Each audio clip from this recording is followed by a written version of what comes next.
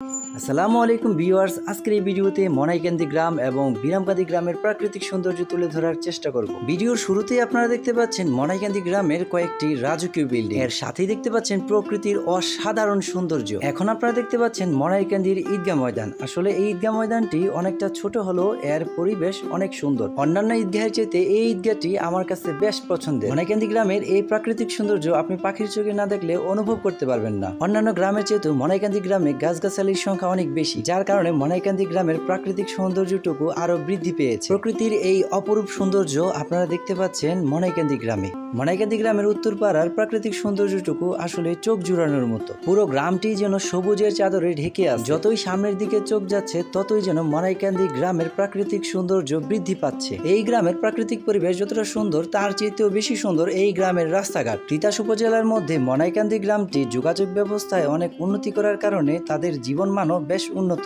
দেখতে দেখতে আমরা আবারও চলে আসলাম মনাইকান্দি ঈদগাহ ময়দানে। ঈদগাহ ময়দানের প্রাকৃতিক পরিবেশটি যেন আরো বেশি মনোমুগ্ধ। এইরকম প্রাকৃতিক পরিবেশ দেখতে কার না ভালো লাগে। বাংলার এই অফুরন্ত প্রাকৃতিক সৌন্দর্য আমরা দেখতে পাচ্ছি মনাইকান্দি গ্রামটিতে। যত সামনের দিকে যাচ্ছি যেন মনাইকান্দি গ্রামের প্রকৃতির সৌন্দর্য ততই যেন বৃদ্ধি পাচ্ছে। এই অফুরন্ত প্রাকৃতিক সৌন্দর্যের ভান্ডার কখনো শেষ হওয়ার নয়। এই গ্রামের ঘরবাড়িগুলো বেশ সাজানো গুছানো, যে কারণে গ্রামটিকে আরো বেশি সুন্দর দেখা যায়। এখন আপনারা দেখতে পাচ্ছেন বিরামকান্দি সরকারি প্রাথমিক বিদ্যালয়টি, আর বিদ্যালয়ের পরিবেশ এটা তো অসাধারণ। চতুর্দিকটি যেন রঙে রঙে রঙিন হয়ে আছে, যেটা দেখে বাচ্চাদের মন অবশ্যই আনন্দে ভরে যায়। তাছাড়াও রয়েছে বাচ্চাদের খেলাধুলার জন্য বিশেষ উপকরণ, যেখানে বাচ্চারা খুবই আনন্দের সাথে খেলাধুলা করে। আমি ভিডিও করার সময় কয়েকটি ছোট্ট বন্ধুকে ক্যামেরাবন্দি করি। দেখতেই পাচ্ছেন তারা আসলে বিষয়টাকে খুবই এনজয় করতেছিল। তাদের এই আনন্দ দেখে আমার মনটাও আনন্দে ভরে গেল। এখন আপনারা দেখতে পাচ্ছেন বিরামকান্দি ঈদগাহ ময়দান। এই ঈদগাহ ময়দানটি বেশ বড় এবং খোলামেলা পরিবেশ হওয়ায় দেখতেও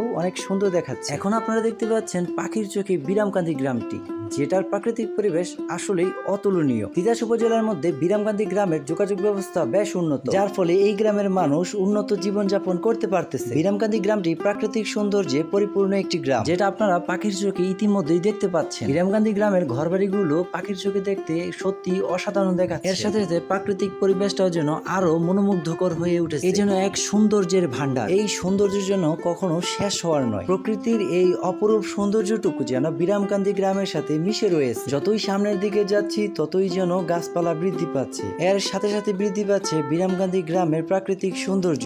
এই প্রাকৃতিক সৌন্দর্য কখনোই ভুলে থাকার মতো নয়। আপনারা দেখছেন বিরামকান্দি গ্রামের শেষ প্রান্ত, এবং দূরে যে গ্রামটি দেখতে পাচ্ছেন সেটা হচ্ছে কাবাসকান্দি গ্রাম। এর সাথেই রয়েছে দক্ষিণ শ্রী নারায়ণকান্দি গ্রামটি।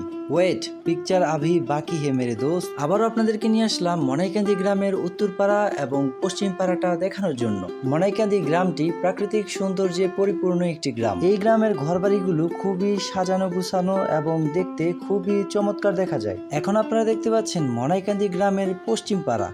আসলে এই পশ্চিম পাড়ার প্রাকৃতিক পরিবেশ সত্যি অতুলনীয়, যেটি পাখির চোখে দেখতে আরো বেশি সুন্দর দেখাচ্ছে। মনাইকান্দি গ্রামের এই প্রাকৃতিক সৌন্দর্য যে কারো মনকে ভালো করে দেওয়ার জন্য যথেষ্ট। মনাইকান্দি গ্রাম এবং বিরামকান্দি গ্রামের প্রাকৃতিক সৌন্দর্য আপনাদের কাছে কেমন লাগলো তা কমেন্ট করে জানাতে ভুলবেন না।